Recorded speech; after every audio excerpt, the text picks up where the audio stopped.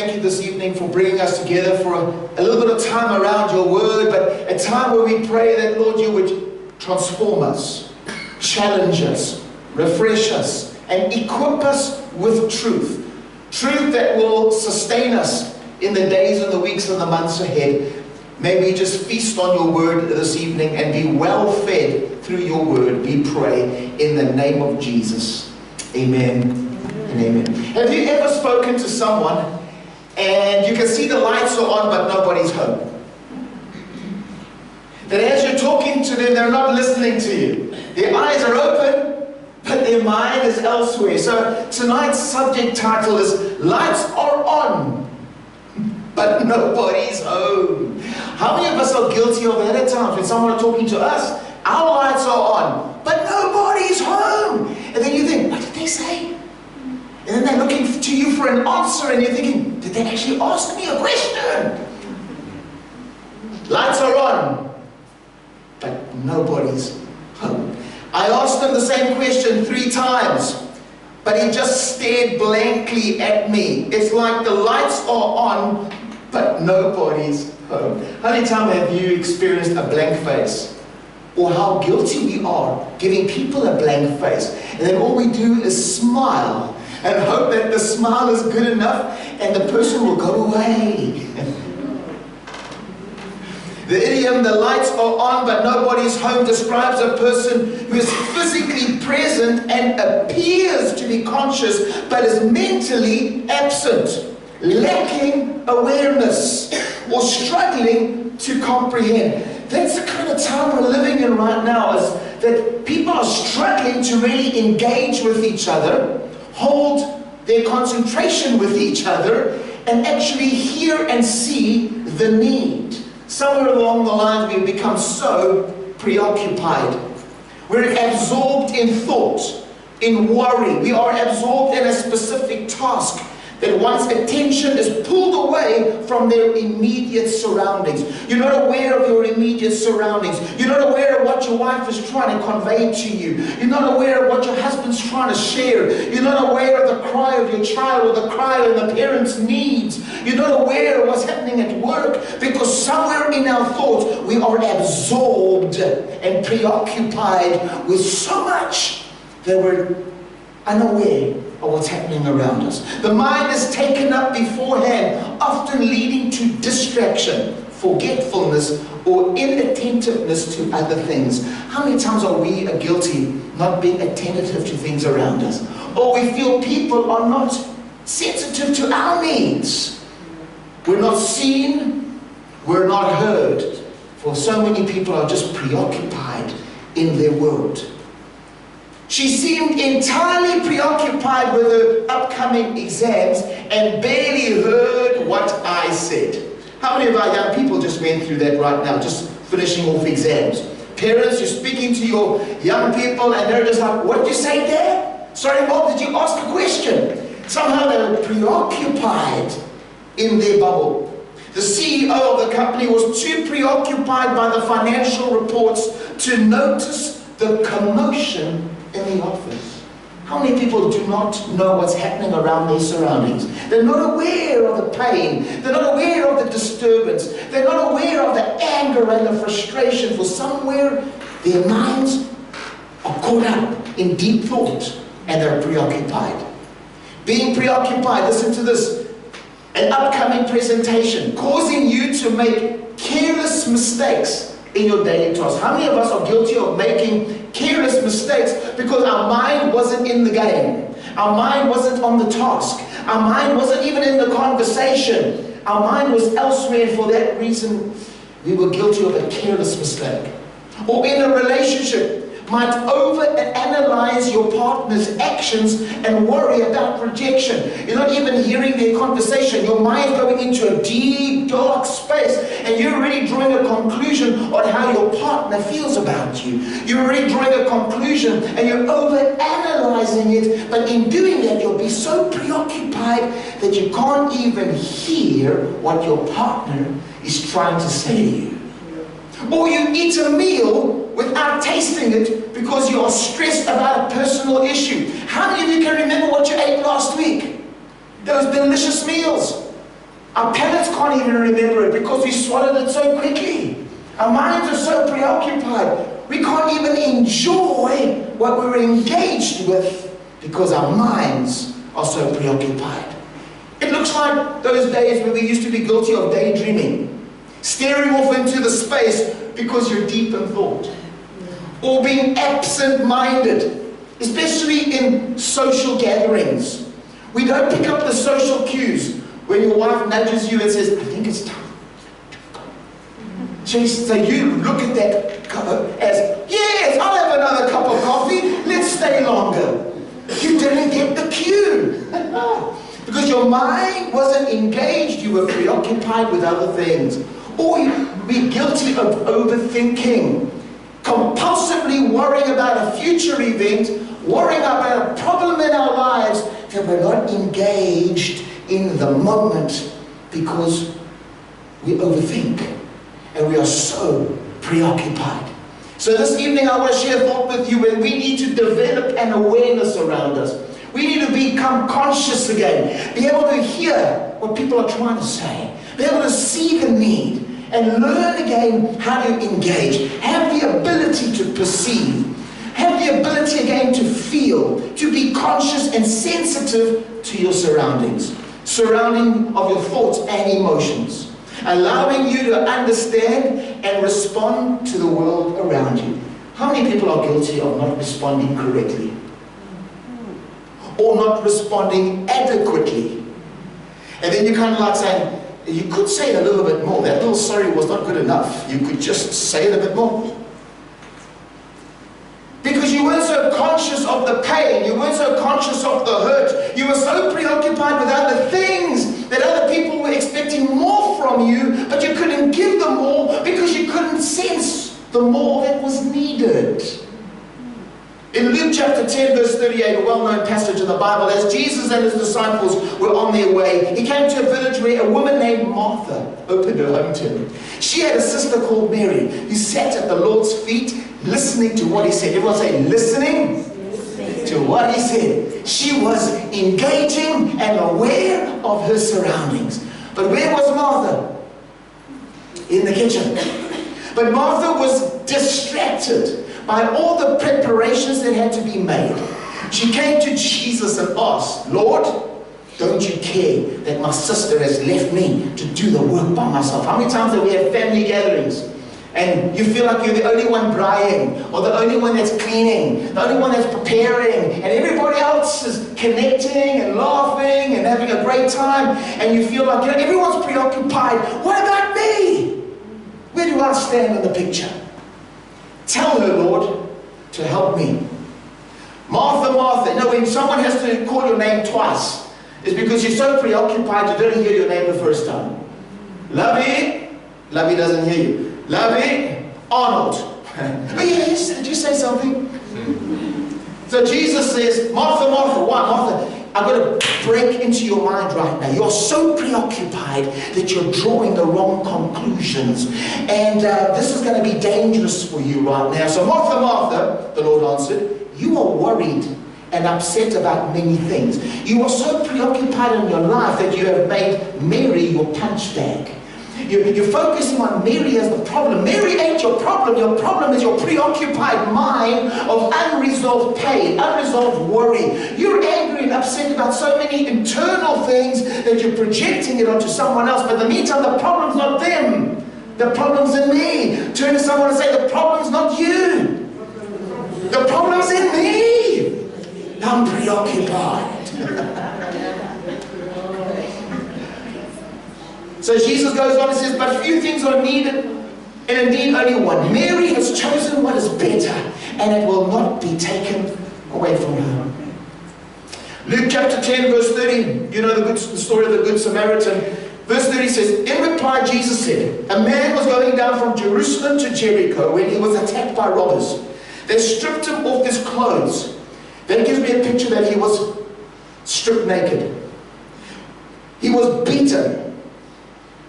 And they beat him and he went away, leaving him half dead. I don't think you have to be a rocket scientist to discover that that man was naked, bleeding, beaten up. You walk by, the scene is real.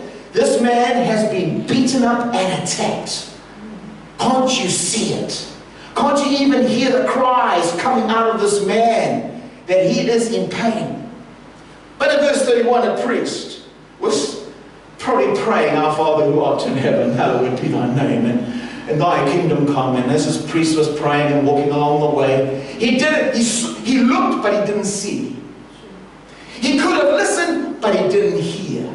He wasn't aware. He was so preoccupied with his priestly duties, possibly. So preoccupied with his church events. So preoccupied with his calendar and his schedule and his so-called appointments that the priest happened to be going down the same road, and when he saw the man, he passed by on the other side. A lot of people pass by on the other side of people because they're so preoccupied in their own world. Wives are passing by their husbands, and their husbands are suffering in silence, and their wives think, he's fine, he's an ox of a man, he should carry it. Sure. Pass by on the other side. So too a Levite who's known to lead the worship in the temple courts, probably singing the new song, the joy of the Lord is my strength. The joy of the Lord, the joy of the Lord, the joy of the Lord is my strength. And then looks at the man all beaten up. He looks, and the Bible says, so too a Levite, when he came to the place, saw him. Everyone say, did nothing. Say it with some attitude. Did nothing. And passed by on the other side. So preoccupied.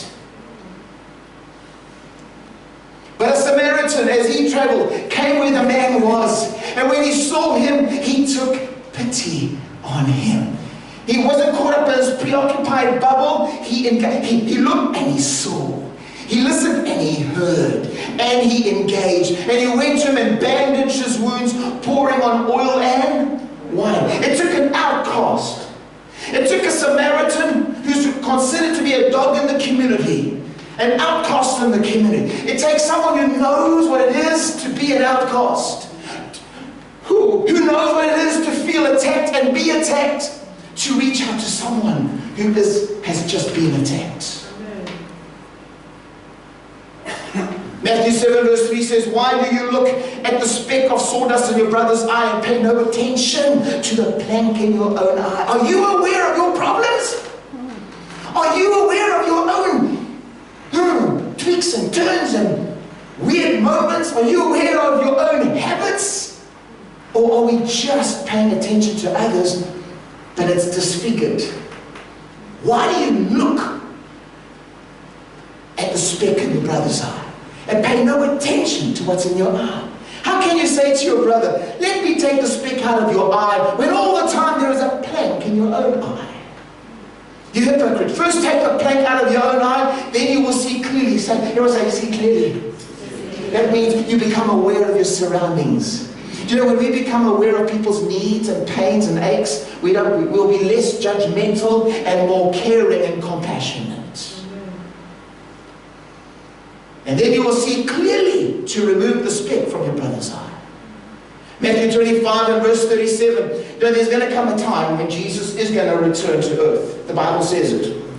And when the Son of Man returns, he's going to sit on his throne in glory and separate the nations from each other. And on the right, like a shepherd separates the sheep from the goats. On his right, he'll place the sheep. On the left, he'll place the goats. And you'll look at the sheep and you'll say to them, verse 37. Then the righteous, verse 37. He will look to the sheep and say to the sheep, blessed are you, come and receive your inheritance. Can I just say this to you? We are at risk to lose our inheritance when we are not occupying what we should occupy and being aware of what we need to be aware of. When we can become so preoccupied that we will miss the opportunity that God presents to us. Verse 37, then the righteous will answer the king, Lord, when did we see you hungry and feed you, or thirsty and give you something to drink? When did we see you, a stranger, and invite you in, or needing clothes and clothe you? When did we see you sick or in prison and go to visit you? The king will reply, truly I tell you, whatever you did for one of the least of these brothers of mine and sisters of mine, you did it for me. is what he'll say to the sheep. But to the goats, he'll say to the goats, for you, you're going to be punished.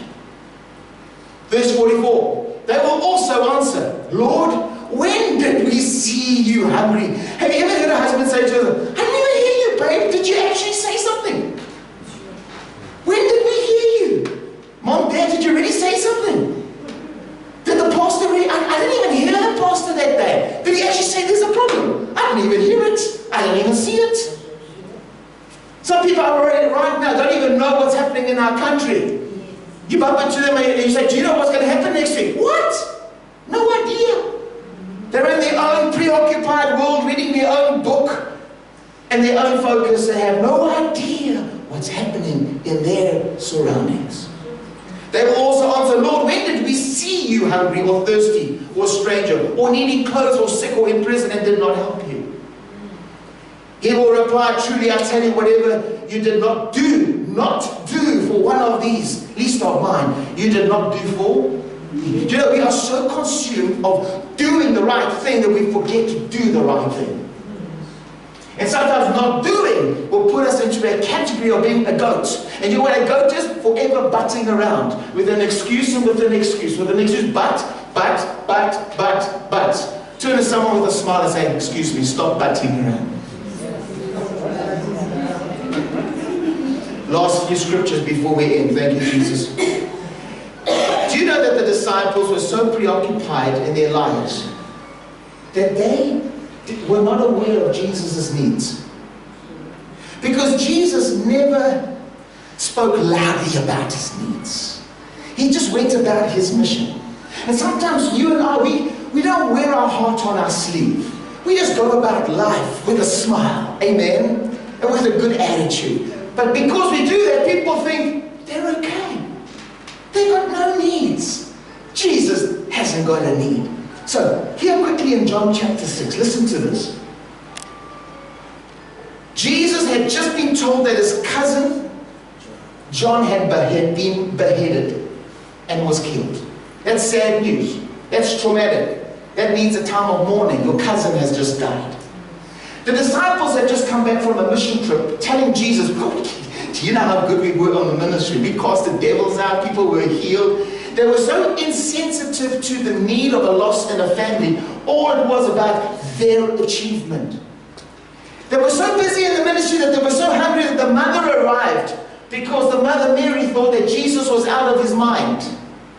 Even the family was not too on par with Jesus in that moment. So Jesus said, come disciples, let's go to the other side. Let's go away to a solitary place so we can find some rest. And as they got there, the crowd of people were there. Jesus had compassion, and that wonderful story of feeding the 5,000 with 5 loaves and 2 fish took place. Amen? But straight after that miracle, listen carefully.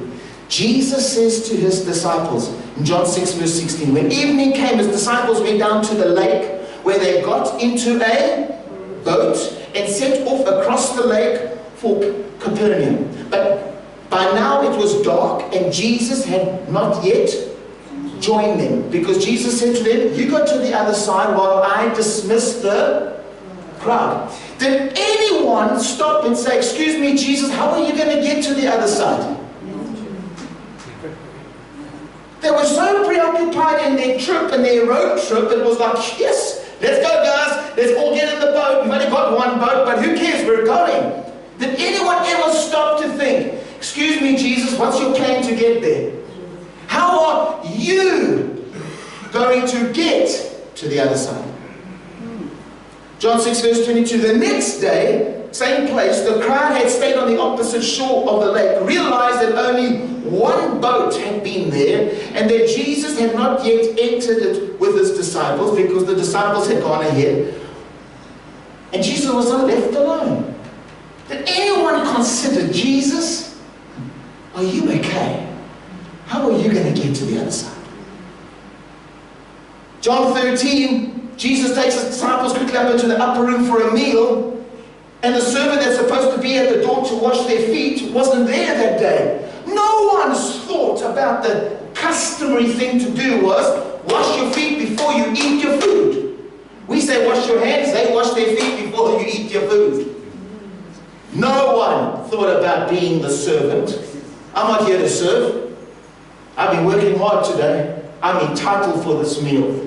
No one saw the gap. They were preoccupied and just went in to eat. Jesus sits down and waits and waits and waits to see, is anyone going to hear? Is everyone going to see? Is anyone going to be aware of the need tonight that no one has stepped into the gap to wash our feet?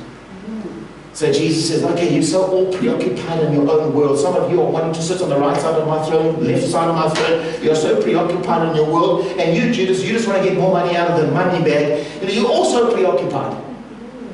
Verse 4. So Jesus got up from the meal, took off his outer clothing, wrapped a towel around his waist. After that, he poured water into a basin and began to wash his disciples' feet, drying them with a towel that was wrapped around him. Jesus was aware, and yet no one stopped him literally and said, no, give me the bowl. No, Jesus, you sit down. Give me the towel. You sit down. I'm so sorry. I will wash you. That's the customary thing to do. I will do it. Again, no one engages. Jesus, how are you going to get to the other side? No one asks. Jesus, you put the bowl down. We will do it. No one does it.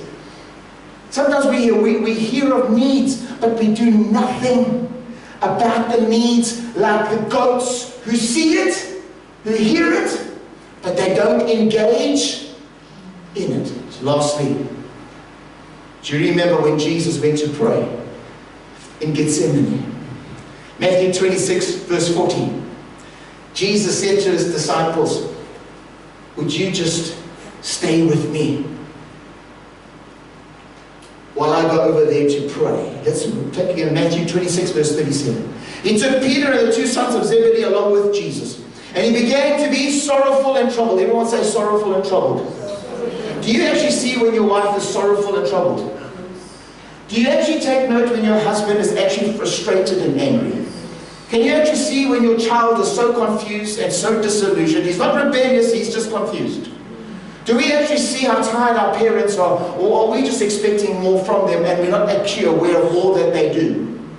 Do we just want more from the church and not expect and we don't actually see what's happening in the church? Do we just want more from God but we're not grateful for what He does? We are so preoccupied in our world.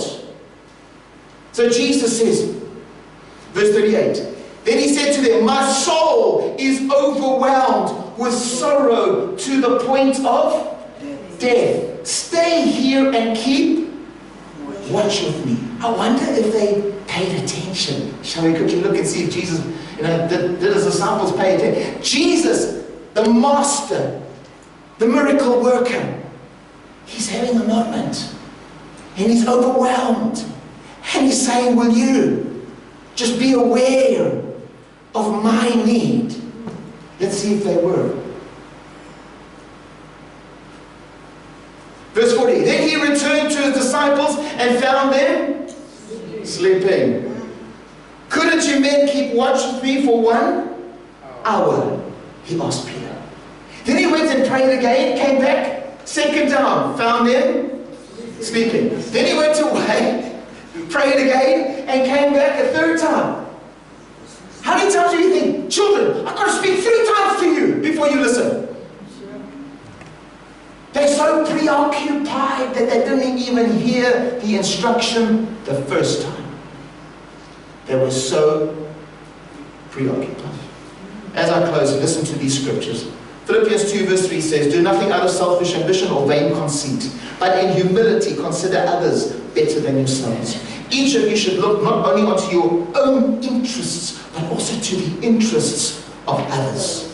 Matthew 7 verse 12, so in everything do to others what you would have them do to you. For this sums up the law and the prophet. Do you want people to hear you? Do you want people to see you? Do you want people to engage in your life? Then let us project that to others.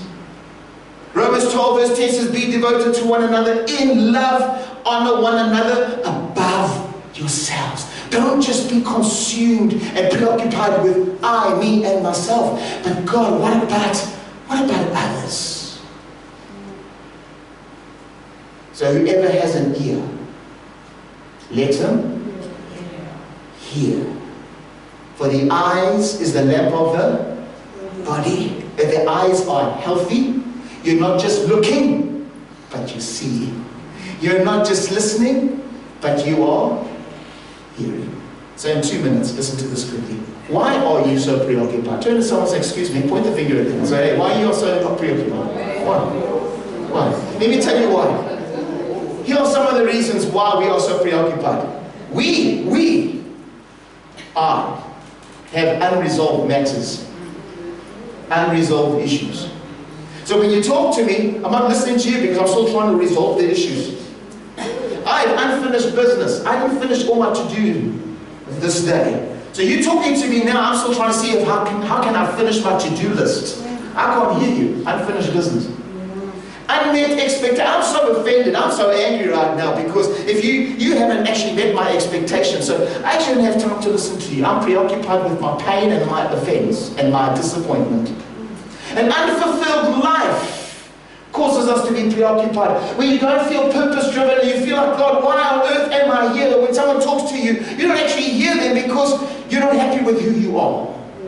Or an unfit mind, because you have a mind that's twisted and a mind that's wandering and a mind that's all over the place. It hasn't been disciplined, it hasn't been trained, you haven't taken the thoughts captive. Because of an unfit mind, we become preoccupied with things we shouldn't. So turn to someone else quickly and say to them this: beware of the results. Because here are the results of being preoccupied. You will neglect your relationships and you will neglect your commitment. How many times have we said, oh, I forgot, we have to be there. We didn't set the alarm, we didn't set it in our diary because we were so preoccupied. Another result of being preoccupied is we're unable to enjoy and endure things. How many of us actually enjoy family time? We can't even engage and enjoy it. Can't even engage and enjoy the moment because our mind is somewhere else. The lights are on, but nobody's home. We can't endure another day together because our minds are all over the place. Another result of being preoccupied is the inability to qualify, the inability to fix, the inability to prevent. You know what happens? If your mind and my mind are so preoccupied, we won't fix things, we'll make things worse. We won't prevent things from happening, we'll make things happen the wrong way. And it will disqualify us from moving forward. We will lose our inheritance if we don't clear up the clutter in our preoccupied mind. It also decreases momentum and influence. People lose their influence and their momentum when they are preoccupied in their minds. And lastly, a preoccupied mind will lose opportunities. Let me tell you, it will lose the respect of people and the trust of people. Because when you haven't listened to them the first time, the next time you talk to them, they're going to think, oh, you're probably not going to listen to me again. So why bother even talking to you? Because you're not going to hear me. Because you don't even see me. You actually don't even care. You don't even do anything about it. So why bother? Let's go to the last screen. I know I've taken a little bit longer tonight, but this is my last screen. How do I develop an awareness that the lights are not just on, but I am home, and I am aware. I am in my marriage. I'm in my church. I'm in my relationship with my kids. I am in my relationship with my parents. I am here, not just lights on, but I am home, and I hear it, and I see it, and I'm aware, and I want to do something about it. Number one, develop a godly self-image. A lot of insecure people are doing absolutely nothing because they're occupied in their insecurities. Develop a godly self-image of who you are in Jesus. And you will have the confidence to have an open ear and an open eye and touch someone's life. Number two, value others and prioritize them. Why? We prioritize our story before we prioritize listening to their story. Prioritize them first. Number three, think about what is it like to be in their shoes. We judge them, we criticize them, but do we actually know what it is to be a man? Do we actually know what it is to be a woman? Gentlemen, you don't even know what it is to be in a woman's body. So don't even try and figure them out and think about how would a woman think. Because you don't think like a woman, you think like a man. Amen? Come on now. But try and put yourself in their shoes and say, God, help me to understand and not make it about yourself. When we personalize things, the whole world is against me. It's because we are preoccupied with me. Learn to rest in today. We live in yesterday's pain. We're forever anchored in yesterday. We can't move on because everything's about yesterday. And we're so afraid of tomorrow that we don't even want to go and sleep tonight because we're afraid of tomorrow coming. That we can't live in today. So where's your mind in tomorrow? Where's your mind yesterday? Lights are on. Nobody's home. Rest in today. And then lastly, I don't know about you, but I can't cope with my mind sometimes. Without God, I'll end up driving myself insane. I think many of you would drive yourself insane if it wasn't for God in your life, giving you a peace of mind, stabilizing your mind when you want to go and kill someone. Don't look at me like that. There's been many times that taxi driver was like, man, that taxi and me, we're going to meet, we're going to collide. Church, walk with God every day. Otherwise, your preoccupied mind will imprison you, immobilize you, and cause you to lose your inheritance. May we not become people, lights on, but nobody's home. May we be aware in Jesus' name.